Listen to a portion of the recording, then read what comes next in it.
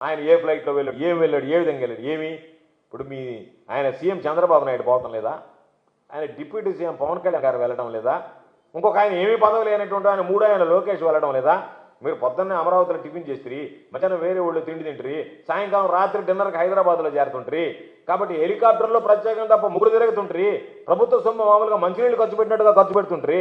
ఆయన సొంత డబ్బు పెట్టుకొని అక్కడికి పోతే ఆ ఫ్లైట్ గురించి మాట్లాడుతున్నాడు ఒక ఆయన డిబేట్లో. అది కూడా తప్పే. సొంత ఫ్లైట్లో పోయినా తప్పే. మీలాగా మంది డబ్బుతో జలసా చేయడం లేదు కదా.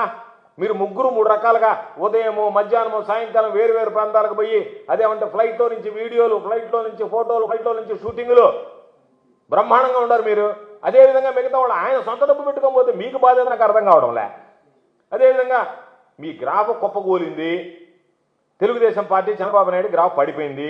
అత్యంత చెత్త ప్రభుత్వం అని చెప్పి ఈరోజు తెలుగుదేశం పార్టీకి సంబంధించినటువంటి వాళ్ళే ప్రెస్ మీట్లో మాట్లాడుతున్నారు. ఇదో ఒక పాట పడినా నేను ఏ విధంగా మీరు కార్యకర్తలను చూస్తున్నారని మీ నాయకుడు ఒకటి పెట్టాడు తెలుగుదేశం వాడే మీడియాలో.